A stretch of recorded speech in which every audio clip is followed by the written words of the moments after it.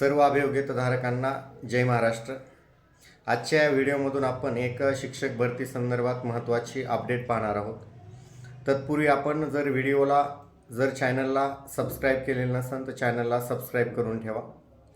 मित्रांनो, ज्या शिक्षक भरतीची आपण आतुरतेने वाट पाहत आहात, हिवाळी अधिवेशनामध्ये केसरकर साहेबांनी असं सांगितलं होतं की येणाऱ्या 2 दिवसामध्ये मुलांना जाहिराती अपलोड झालेल्या पाहायला मिळतील आणि त्यानंतर मुलांना चॉईसेस द्यायला संधी प्राप्त होईल। परंतु असं काही होताना दिसत नाही आहे। त्याचं कारण महत्त्वाचं असं आहे की जे काही आंतरजिल्हा बदलीचा 6वा टप्पा चालू होता आणि या टप्प्यामध्ये जे काही एकूण जागा पोर्टलवरती आपल्याला पाहायला मिळाल्या, त्यावरून काही प्रमाणात आपल्याला किती जागा येऊ शकतात याचा अंदाज जरी लागलेला असला तरी काही जिल्ह्यांमधून येणारे शिक्षक किती आणि त्या जिल्ह्यांमधून दुसऱ्या जिल्ह्यामध्ये जाणारे शिक्षक किती, यामुळं बिंदू त्या ठिकाणी कमी जास्त होण्याची शक्यता आहे। त्याच्यानंतर काही प्रवर्गाच्या जागा त्या ठिकाणी एखाद्या जिल्ह्यात कमी होतील, काही जिल्ह्यामध्ये वाढतील, परंतु एकूण जागेमध्ये जास्तीचा काही फरक पडणार नाही आहे।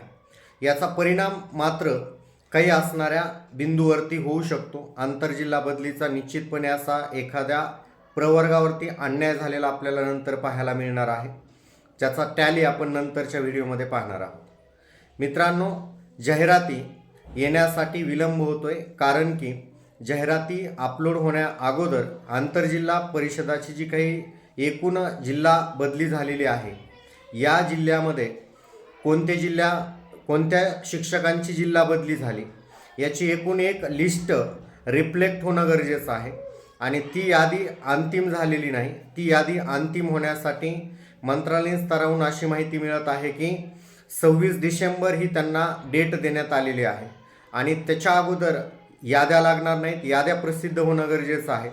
जोपर्यंत याद्या प्रसिद्ध होत नाहीत तोपर्यंत अडचणीचा विषय ठरू शकतो।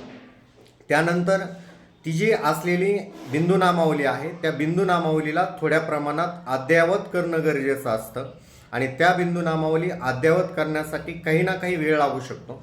आपण म्हणल्याप्रमाणे डिसेंबरच्या एंडिंगमध्ये किंवा जानेवारीच्या फर्स्ट वीकमध्ये आपल्याला जाहिराती पाहायला मिळू शकतात, परंतु याच्यामध्ये सुद्धा काही असणारे अभियोग्यताधारक जाणीवपूर्वक खोडा घालताना पाहायला मिळत आहेत। मित्रांनो, एकूण असणाऱ्या सर्व इथून पाठीमागं असलेल्या बिंदूंचा अभ्यास करणं, त्यामध्ये थोड्या प्रमाणामध्ये फरक निर्माण होऊ शकतो। कारण की सोलापूर झेडपीमध्ये तुम्ही पाहत असाल, सोलापूर झेडपीमध्ये जे CEO होते त्यांनी कशा प्रकारे गोंधळ करून ठेवलेला होता। त्या ठिकाणी मूळ सेवा रजिस्टर जे आहे, कोणत्या प्रवर्गातून त्यांची निवड झालेली आहे याचे जे काही मूळ रजिस्टर असतं ते रजिस्टरच त्या ठिकाणी नाहीत।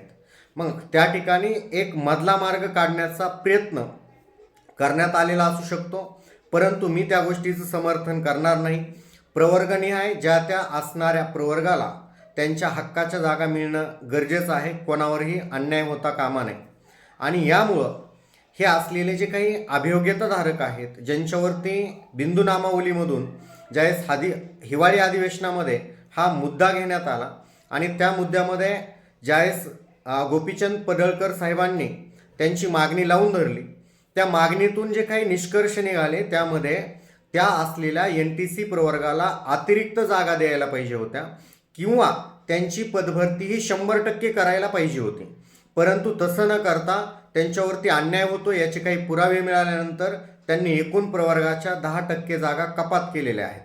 आता याच्यामुळं NTCच्या प्रवर्गावर तर अन्याय होणारच आहे, त्यांच्या जागा परत 10% कपात होणार आहेत आणि नंतर हा 10% कपात जागेचा टप्पा कधी पूर्ण होईल हे अजूनही सांगू शकत नाहीत। 2017च्या भरतीमध्ये तुम्ही पाहताय, 2017च्या भरतीमध्ये वेटिंग लिस्ट लावण्यासाठी साधारणतः 5 वर्षाचा कालावधी लागलेला आहे।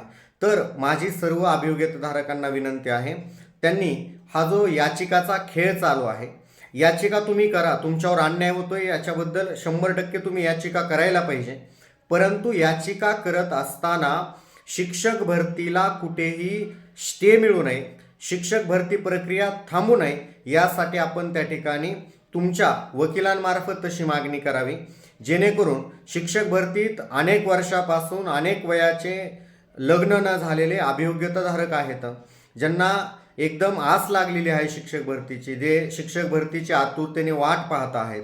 तुम्ही सुद्धा त्याच्यामधील असू शकता. तुम्हीही त्या असलेल्या भरती प्रक्रियेमध्ये लवकर इन्क्लूड होण्याचा प्रयत्न करत आहात.